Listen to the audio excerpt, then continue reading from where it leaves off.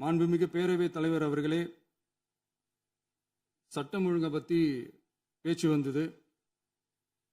சட்டம் ஒழுங்கு சரியாக இருக்கணும் அப்படின்றதுல எங்களுக்கு மாற்று கருத்தே கிடையாது.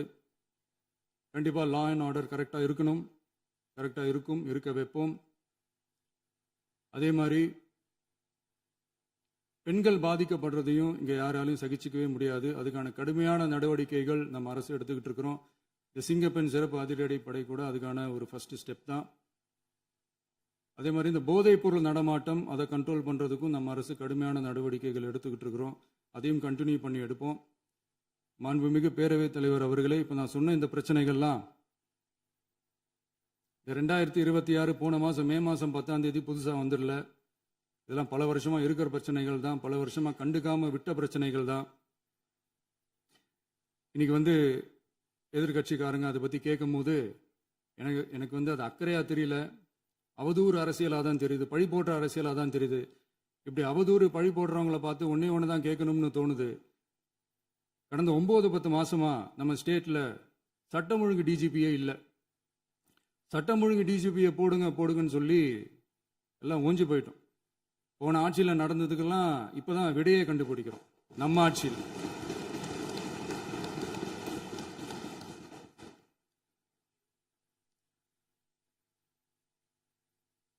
இந்த போதைப் பொருள் நடமாட்டம்லாம் தாறுமாற அப்படியே பரவி கொட்டி கிடக்குது. இதெல்லாம் இனிஷியல் ஸ்டேஜ்லேயே யார் கண்ட்ரோல் பண்ணியிருக்கணும்? போலீஸ் டிபார்ட்மெண்ட் அப்போ யார் கையில் இருந்தது? இத்தனை கேள்வி நம்மளை பார்த்து கேட்குறாங்களே, ஒரே ஒரு கேள்வி தான் நான் கேட்கணும்னு தோணுது. போலீஸ் டிபார்ட்மெண்ட்டை கையில் வச்சுக்கிட்டு பிகினிங்லேயே இனிஷியல் ஸ்டேஜ்லேயே இந்த போதைப் பொருள் நடமாட்டத்தை ஏன் கண்ட்ரோல் பண்ணலை? மனசாட்சி உள்ளவங்க இந்த பிரச்சனையெல்லாம் ஏன் நடக்குதுன்றது அவங்களுக்கே நல்லா தெரியும். இன்னைக்கு சட்டம் ஒழுங்கை பற்றி கேள்வி கேட்கக்கூடாதா அப்படின்னா தாராளமாக கேட்கலாம். இது ஜனநாயக அரசு, மன்னராட்சியெல்லாம் கிடையாது, மனசாட்சி உள்ள மக்களாட்சி. அதனால் கேள்வி கேட்கலாம், எல்லாருக்கும் எல்லா உரிமையும் உண்டு. விமர்சனம் செய்யலாம், எல்லாருக்கும் எல்லா உரிமையும் உண்டு. ஆனால் நம்ம ஆட்சியில் என்ன நடவடிக்கைகள் எடுத்திருக்கோன்றது தெரிஞ்சுக்கிட்டு அதுக்கேற்ற மாதிரி ஒரு நடுநிலையாக பேசுனீங்கன்னா கொஞ்சம் நல்லாயிருக்கும். சட்டம் ஒழுங்கை பற்றி யாருக்கு என்ன யோசனை இருந்தாலும், மக்கள் நலனுக்காக யாருக்கு என்ன யோசனை இருந்தாலும் அதை தாராளமாக சொல்லலாம். நம்ம அரசு அது காது கொடுத்து கேட்கும். ஆனால் நம்ம அரசினுடைய நிர்வாகத்திறன் அதை பற்றி பேசுகிறவங்களுக்கு இந்த ஊரடிச்சு உலையில போட்டு ஊழல் மேலே ஊழலாக செஞ்சுக்கிட்டு அதுலேருந்து தப்பிக்கிறதுக்கு பேர் தான் நிர்வாகத்திறன் அப்படின்னு சொன்னால், அப்படிப்பட்ட ஒரு ஊழல் செய்கிற நிர்வாகத்திறனை நம்ம அரசு ஒரு நாளும் செய்யாது. பொட்டி பெட்டியாக பணத்தை வச்சுக்கிட்டு, பெட்டியை வச்சு எல்லாம் செஞ்சுக்கிட்டு, போதைப் பொருள் பாதுகாவல் கழக மாடல் அரசாங்கம் செஞ்ச ஒவ்வொரு ஊழலாக வெளியில் வந்துக்கிட்டு இருக்கு. டாஸ்மாகில் அது என்னப்பா அது பேரு, பார்ட்டி ஃபண்ட் கட்சி நிதி அப்படின்ற பேரில் அடித்த கொள்ளையெல்லாம் ஒன்று இப்போ கவர்மெண்ட்டோட கஜானாவுக்குள்ளே கொண்டு சேர்த்துக்கிட்டே இருக்கிறோம்.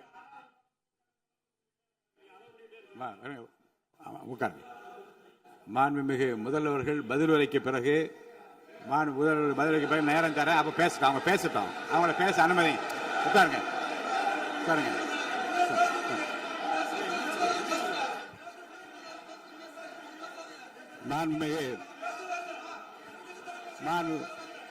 அலோவ் பண்றேன்.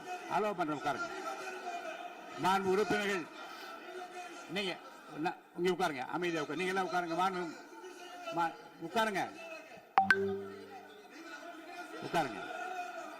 மாண்புமிகு நீங்க எல்லாரும் உட்காருங்க.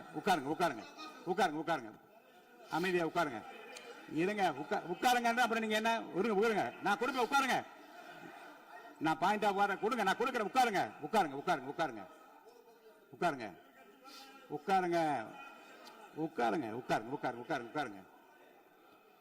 மாண்புமிகு முதல்வர் அவர்கள் போர்வையாக நிதானமாக சொல்லிக்கொண்டே இருக்கிறார். நீங்கள் குறிப்பெடுத்து வைத்துக் கொள்ளுங்கள். பேசி முடித்தவுடன் நான் உங்களுக்கு அவகாசம் தருகிறேன். நீங்க ஒண்ணு சொல்லுங்க, என்ன என்பது நீங்க சொல்லுங்க. உங்க சொல்லுகிற வாய்ப்பை நான் உங்களுக்கு தருகிறேன். இப்பொழுது மாண்புமிகு முதலமைச்சர் உங்கள் உரையை தொடரலாம்.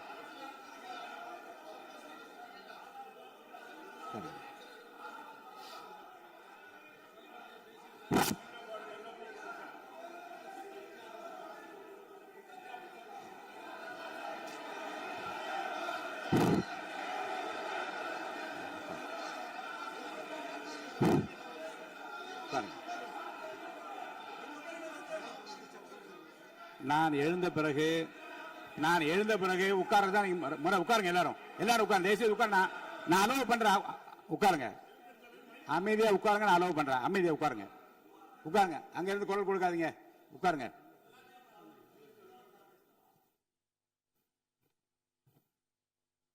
இனிமையான இந்த விவாதத்தில் இதுவரை குறுக்கீடுகள் இல்லாமல்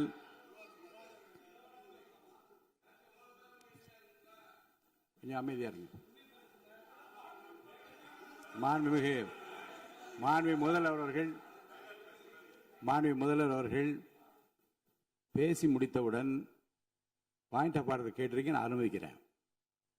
எதிர்க்கட்சி தலைவருக்கு மட்டும் நான் அனுமதி தருகிறேன். அவர் எழுந்து பேசலாம். முதலமைச்சர் நீங்க கண்டினியூ பண்ணி முடிக்கலாம். நீ எல்லாரும் எழுந்துச்சீங்கன்னா சரி வராது. உட்காருங்க. நான் சொல்லியிருக்கேன். உட்காருங்க.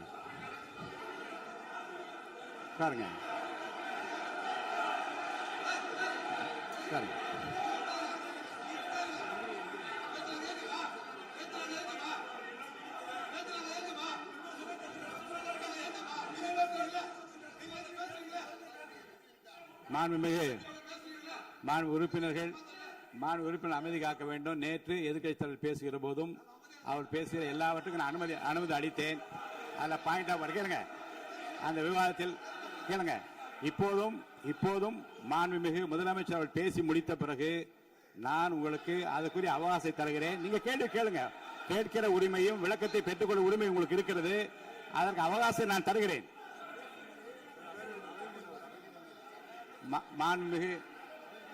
மாண்புமிகு உறுப்பினர் அமருங்க. நான் என் தீர்ப்பை சொல்லுகிறேன். மாண்புமிகு முதலமைச்சர் அவர்கள் பேசி முடித்தவுடன் எதிர்க்கட்சி தலைவருக்கு அந்த வாய்ப்பை நான் தருகிறேன். நிச்சயமா அந்த கேள்வி கேட்கலாம். உட்காருங்க எல்லாரும். பேரவை முன்னவர் பேசுங்க. மாண்பு பேரவைத் தலைவர் அவர்களே, இன்று இவர்கள் முயற்சி செய்வது அவர் ஆளுங்கட்சியாக இருக்கின்ற போது இருங்க, நான் சொல்லிடுறேன் ப்ளீஸ். ஒரே நிமிஷம் நான் சொல்லிடுறேன் ப்ளீஸ். ஆளும் கட்சியாக இருக்கின்ற போது நீங்கள் சொன்ன ஒரே வார்த்தை, நாங்கள் பேசி முடித்ததற்கு பிறகு குறிப்பிடுத்துவிட்டு நீங்கள் எந்த கேள்வி வேண்டுமானாலும் கேட்கலாம் என்று ஒரு முறையை நீங்கள் பின்பற்றினீர்கள். அதே முறையை இப்போது பின்பற்ற வேண்டும் என்று கேட்டுக்கொள்கிறேன். பள்ளிக்கல்வித்துறை அமைச்சர். மாண்புமிகு பேரவைத் தலைவர் அவர்களே, நேற்றைய தினம் கூட எதிர்க்கட்சி தலைவர் சொன்னதை முழுமையாக கேட்டு இறுதியில் ஒரு வாய்ப்பு தந்தீங்க. அதுவும் இல்லாம இந்த நேரத்தில் நேரலையில் நீங்களும் பாக்குறீங்க. அங்கிருந்து உரிமையில் விழித்து இந்த பக்கம் இருக்க உறுப்பினர்களை பார்த்து அப்படின்னு உரிமையில் விழிப்பதை உங்கள் மூலமாக கண்டிக்கிறேன். அந்த வார்த்தையை அவை குறிப்பிலிருந்து நீக்கணும். கண்ணியம் காத்து முதல்வர் முழுமையாக பேசுவதை காத்து கண்ணியம் காத்து இந்த சபைக்கு ஒரு மரபு இருக்கிறது. அதை மூத்த உறுப்பினர்கள் பின்பற்றபடி உங்கள் மூலமாக கேட்டுக்கொள்கிறேன். மாண்புமிகு முதலமைச்சர் அவர்கள் உரையை தொடரலாம். நான் தரேன். நான் உறுதியாக மாண்புமிகு முதலமைச்சர் அவர்கள் பேசி முடித்தவுடன் எதிர்க்கட்சி தலைவருக்கு அந்த வாய்ப்பு தரப்படும் என்பதை உறுதியாக சொல்லிவிட்டேன். இடையிலே குறுக்கீடு செய்யாமல் அந்த பேச்சு முழுமையாக பேசி முடிக்க நீங்கள் அனுமதி வழங்க வேண்டும் என்று கேட்டுக்கொள்கிறேன். அமைதியா உட்காருங்க. அவங்க பேசி முடிக்கட்டும். நீங்க கேளுங்க. நான் என்ன சொல்றேன், கேட்கிற உரிமையும் விளக்கத்தை கேட்டு பெற உரிமை உங்களுக்கு இருக்கிறது. ஆனா இடையிலே குறுக்கீடு செய்யாமல் அதை முடிக்கும்படி நான் கேட்டுக்கொள்கிறேன். மாண்புமிகு முதலமைச்சர் அவர்கள் தொடர்ந்து நீங்க பேசலாம்.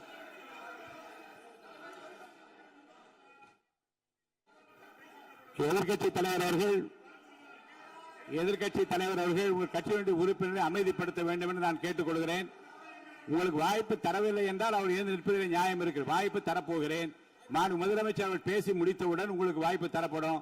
அது வரைக்கும் உங்களுடைய உறுப்பினரை அமைதி காக்க நீங்கள் தான் பார்த்துக் கொள்ள வேண்டும். மாண்பு அவை முன்னவர்.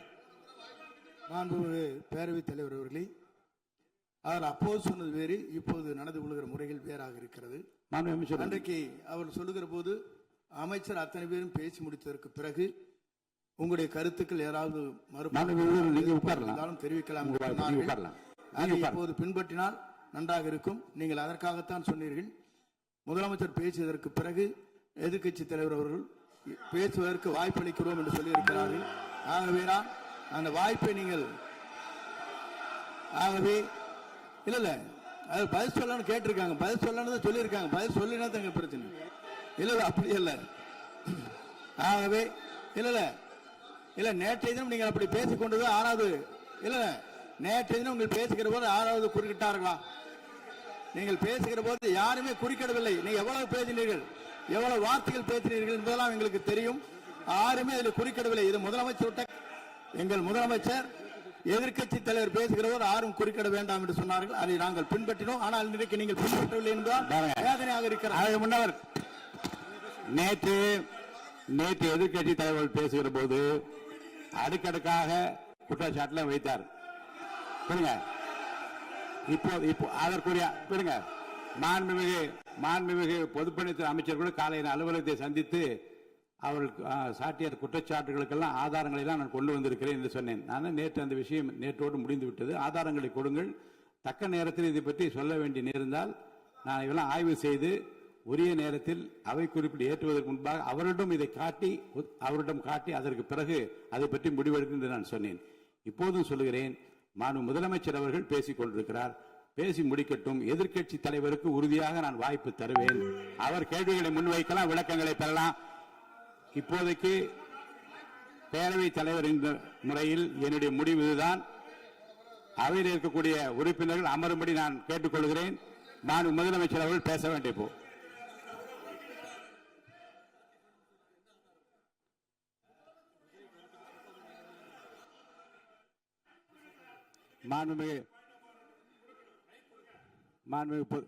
இருங்க, முன்னவர் பேரவைத் தலைவர் அவர்களே, நேற்றைய தினம் நீங்கள் முழுமையாக பேசினீர்கள். உங்கள் பேச்சுக்கள் எப்படி இருந்தது என்பதும் நாடறியும். இருந்தாலும் கூட நாங்கள் அமைதியாக இருந்தோம். இல்ல நீங்க இருங்க, ஒவ்வொரு வார்த்தைக்கு இருங்க.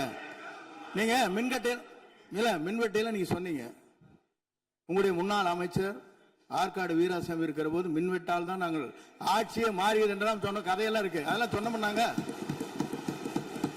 நாங்களே அமைதியா இருந்தோம். அதுக்கு அங்கே தயவு செய்து எதிர்க்கட்சி தலைவருக்கு வாய்ப்பளிக்கிறார்கள்.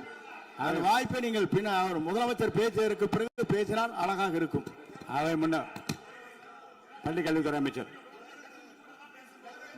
மாண்புமிகு பேரவைத் தலைவர் அவர்களே, அவர் ஒரே ஒரு வார்த்தையை தான் சொன்னார். பார்ட்டி ஃபண்ட் என்ற வார்த்தையை கேட்டு எதிர்க்கட்சி நண்பர்கள் கோபப்படுகிறார்கள். ஆனால் அதன் மீது உங்களுக்கு பாயிண்ட் ஆஃப் ஆர்டர் தருவதாகவும் நீங்கள் சட்டப்பேரவைத் தலைவர் சொல்கிறீர்கள். நேற்றைய தினம் இதே போல வெற்றி தலைவர் அவர்களினுடைய வழிகாட்டில் வளர்ந்த நாங்கள் சகிப்புத்தன்மையோடு அவர்கள் பல வார்த்தைகள் சொன்னார்கள். புதிதாக சோஃபா மாடல் என்றார்கள், குதிரை பேரம் என்றார்கள், எத்தனையோ வார்த்தைகள் சொன்ன போது சகிப்புத்தன்மையோடு அதை கேட்டு பொறுமையாக இருந்தோம். இவர்கள் குதிரை பேரம் எல்லாம் அவைக்குள் நீக்கப்பட்டு விட்டது. சரி, சோஃபா மாடல் என்று சொன்னார்கள். ஆதாரம் கேட்டு இப்படி எழுந்து நாங்கள் கொந்தளிக்காமல் ஒரு சட்டமன்றத்தில் ஒரு உறுப்பினர் எப்படி நடந்து கொள்ள வேண்டும் என்பதற்கு எடுத்துக்காட்டாக தமிழக வெற்றி கழகத்தின் உறுப்பினர்கள் நடந்து கொண்டார்கள். இப்போது மதிப்பிற்குரிய எதிர்க்கட்சி தலைவர் அவர்களை உங்களூடாக நான் கேட்பது என்னவென்றால், அவர்களினுடைய கட்சி உறுப்பினர்களை அவர் அமைதிப்படுத்தி முதல்வர் அவர்கள் உரையை முழுமையாக கேட்டு சகிப்புத்தன்மைக்கு சட்டமன்றத்தில் இந்த பக்கம் மட்டுமல்ல அந்த பக்கமும் எடுத்துக்காட்டாக இருப்பதற்கு அவர் வழிவகை செய்ய வேண்டும் என்று உங்கள் மூலமாக கேட்டுக்கொள்கிறேன்.